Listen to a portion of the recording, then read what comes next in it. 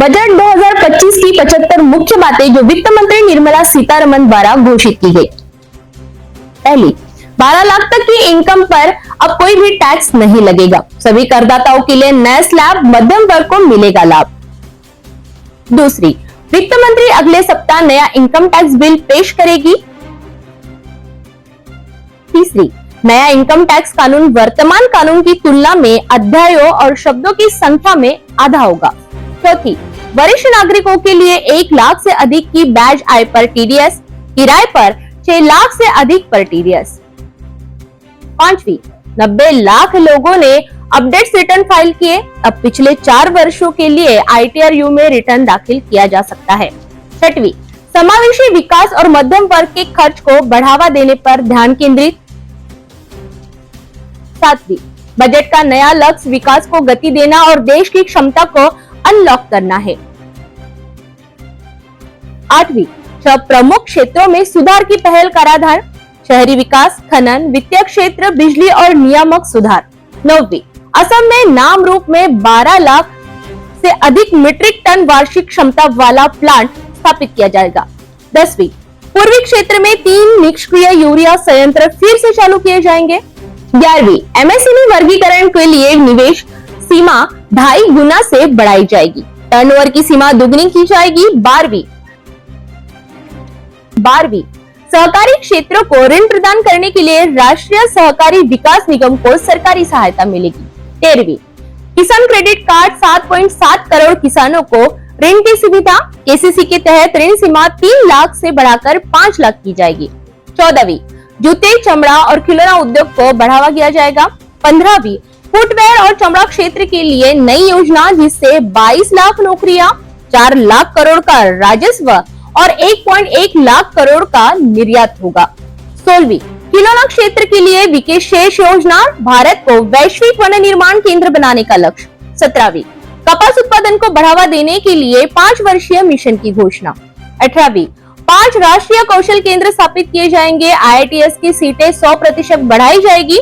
नए आईआईटीएस में 6,500 छात्रों के लिए अतिरिक्त इंफ्रास्ट्रक्चर। 19वीं, स्टार्टअप के लिए नया फंड ऑफ फंड्स स्थापित किया जाएगा। 20वीं, 10,000 करोड़ की नई सरकारी सहायता पहले से मौजूद 10,000 करोड़ के अलावा। 21वीं, 5 लाख महिलाओं, अनुसूचित जाति और अनुसूचित जमाती के लिए पहली बार उद्यमियों के लिए नई योजना। 22वीं, शिक्षा में एआई के लिए उत्कृष्टता केंद्र स्थापित किया जाएगा। 500 करोड़ का प्रावधान। 23वीं, अगले 5 वर्षों में 75,000 मेडिकल सीटें जोड़ी जाएगी।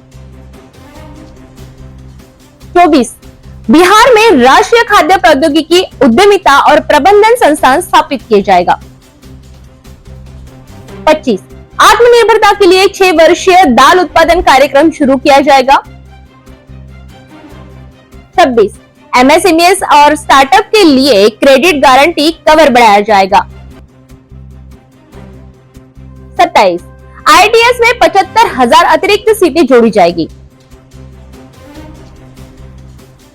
28, हर जिले में कैंसर अस्पताल खोला जाएगा। प्राथमिक स्कूलों में ब्रॉडबैंड सुविधा उपलब्ध होगी।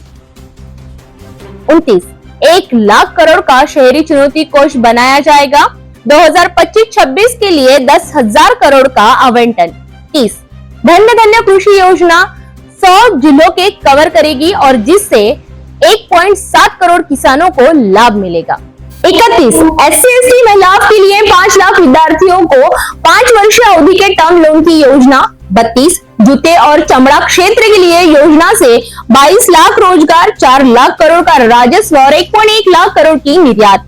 33, खिलौना उद्योग के लिए भारत को वैश्विक वन निर्माण केंद्र बनाने की योजना।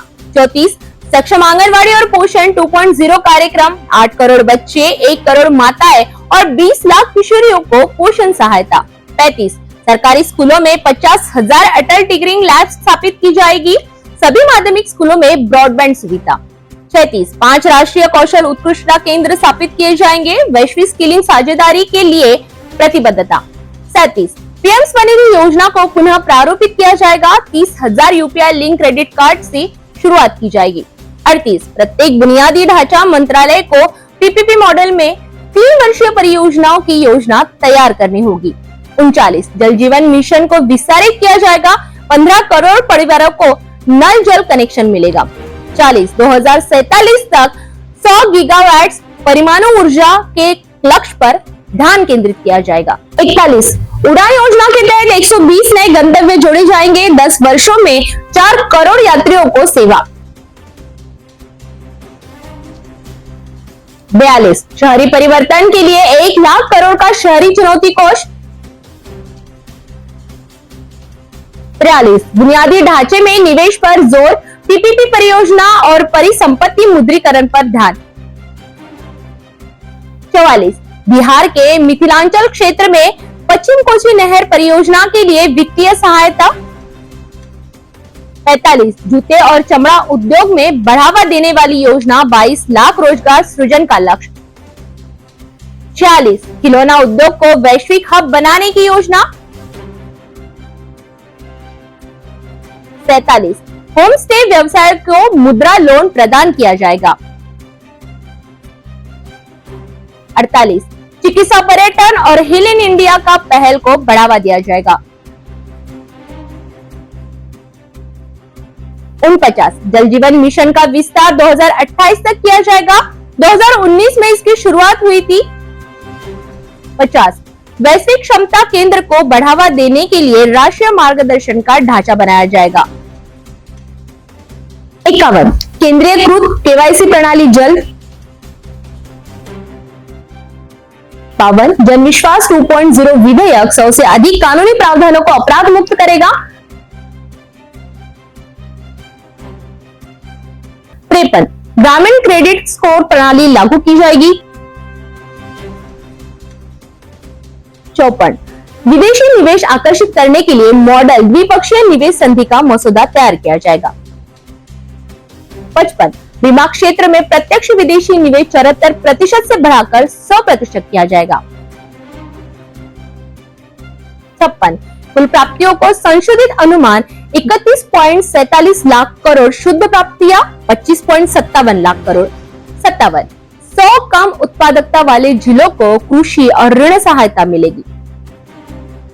58 प्रधानमंत्री अनुसंधान फेलोशिप योजना के तहत 10,000 फेलोशिप प्रदान की जाएगी। 59 अनुसंधान विकास और नवाचार में 20,000 करोड़ का निवेश। 60 राष्ट्रीय भू स्थानिक मिशन शुरू किया जाएगा। 61 भारत विश्व में दूसरा सबसे बड़ा मछली उत्पादक, समुद्री क्षेत्र के सतत दोहन के लिए नीति बनेगी। 62 कंपनियों के लिए फास्ट ट्रैक मर्जर प्रक्रिया। 63 7 अतिरिक्त टैरिफ दरें हटाने का प्रस्ताव, केवल 8 टैरिफ दरें शेष रहेगी।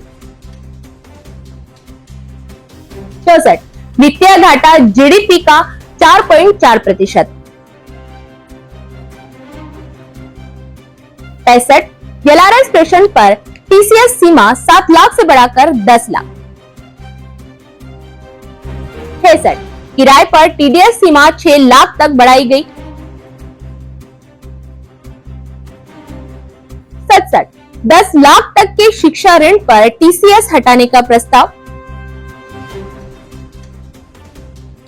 68 करदाताओं को स्वयं अधिवासित संपत्तियों का वार्षिक मूल्य 0 घोषित करने की अनुमति।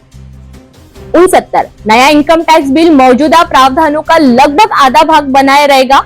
मध्यम वर्ग पर केंद्रित व्यक्तिगत आयकर सुधार पेश कर यह स्रोत पर कर कटौती और स्रोत पर कर संग्रह व्यवस्था को तर्कसंगत बनाएगा, दरों की संख्या को कम करेगा और सीमा समायोजित करेगा। 71 बिक्री पर टीसीएस हटाया जाएगा। 72 अंतरराष्ट्रीय लेन देन के लिए 3 वर्षीय ब्लॉक अवधि के लिए आर्म्स लेंथ प्राइस निर्धारण की योजना लाई जाएगी, जिससे ट्रांसफर प्राइसिंग को सुव्यवस्था किया जाएगा और वार्षिक जांच का विकल्प मिलेगा। 73 राष्ट्रीय बचत योजना एनएसएस से 29 अगस्त 2024 के बाद की जाएगी निकासी पर छूट दी जाएगी।